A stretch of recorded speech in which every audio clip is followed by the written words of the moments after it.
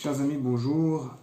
Un mot de Torah lié à Shavuot, pris dans le livre Matok Haor du Rav Levinstein, qui va parler du lien de la Neshama, du lien de l'âme vis-à-vis de la Torah. Il part d'abord d'un Midrash, le Kohelet Rabbah, qui dit le corps par rapport à l'âme, ça ressemble à un villageois qui se marie avec une princesse.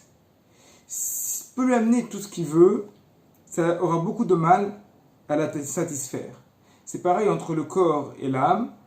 Tous les plaisirs matériels qui réjouissent le corps ne vont pas réjouir l'âme. Il faudra aller plus loin pour réjouir le nefesh ou la neshama. Un villageois simple qui s'est donc marié avec cette fille du roi, il va chercher à la réjouir.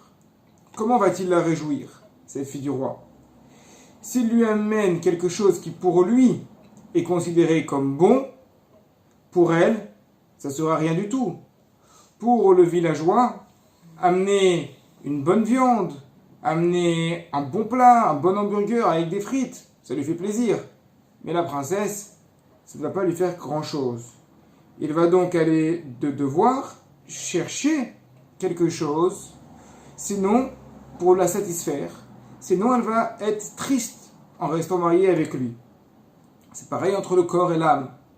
Si on recherche uniquement des plaisirs pour le corps, à l'intérieur de nous, on a une neshama, on a une âme qui vibre et qui a besoin de plus que ce que le corps nécessite. C'est pour ça qu'il nous appartient de rechercher toujours au-delà des plaisirs du corps.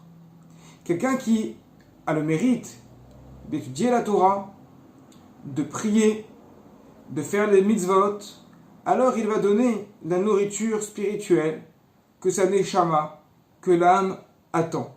À ce moment-là, la neshama va se réjouir, va ressentir qu'elle est nourrie réellement. Ce qui n'est pas le cas de quelqu'un qui va délaisser les occupations spirituelles pour se consacrer uniquement sur le matériel. À ce moment-là, la neshama va se sentir oppressée. Elle n'aurait pas ce qu'elle veut. On rapporte une parabole sur un homme qui va chez le médecin. Et il lui dit au médecin, j'ai un problème. Je suis très triste. Le médecin lui dit, qu'avez-vous? Il lui dit, je sais pas, je n'arrive pas à trouver de la simcha, de la joie. Est-ce que vous avez un médicament pour ça? Et le médecin lui dit, il n'y a pas de médicament pour la simcha. En revanche, je connais un clown, il est vraiment amusant. Dès qu'on va le voir, les enfants, les grands, tout le monde éclate de rire. Il est dans le quartier là-bas, allez le voir de ma part. Et l'homme lui dit, ça ne marchera jamais. Pour moi, ça ne peut pas marcher. Pourquoi? Il lui a répondu l'homme, le clown dont vous parlez, c'est moi. Ça veut dire qu'il amusait les gens, il amusait la galerie.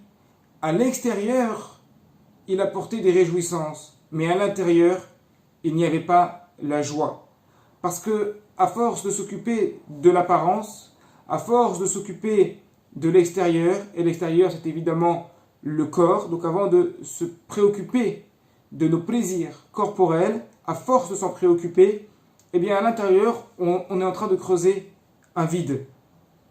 Et Béhémet, en réalité, des personnes qui ont fait teshuva, des personnes qui sont revenues dans la voie de la Torah, lorsqu'on leur pose la question, mais pourquoi finalement vous avez décidé de changer de vie?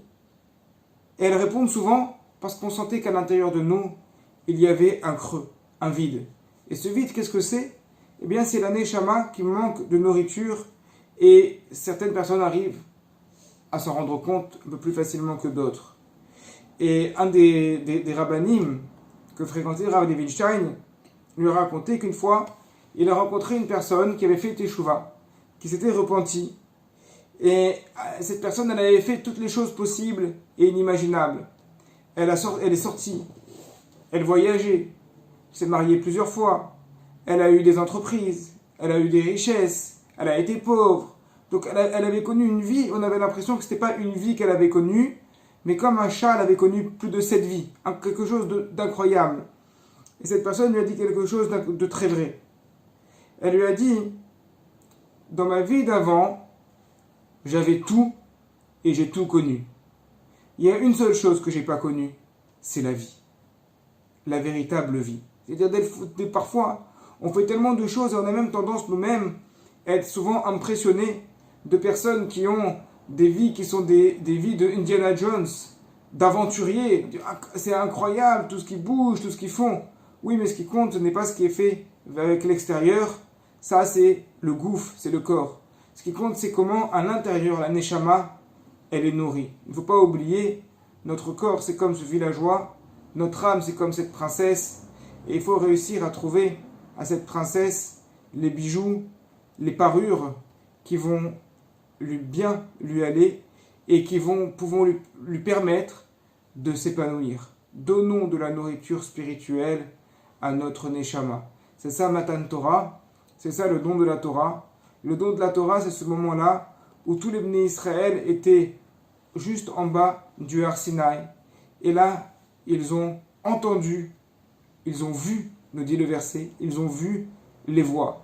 Il n'y avait plus de sens physique véritable. On ne voit pas des voix habituellement, on les entend. Oui, mais là, ils ont vu les voix, comme pour nous signifier que tout ce qui avait trait au sens habituel, c'est-à-dire tout ce qui avait trait au corps, avait été mis complètement de côté, car c'était la neshama, c'était l'âme, l'intérieur de la personne, le fond de l'homme et de la femme qui percevait complètement Hachem qui parlait au don de la Torah. Alors que cette année, nous puissions recevoir pleinement la Torah et que l'année prochaine, nous puissions enfin nous retrouver tous ensemble pour la recevoir cette fois-ci, encore une fois, pleinement dans la hardout, dans l'unité complète. Shabbat Shalom et Chag Sameach.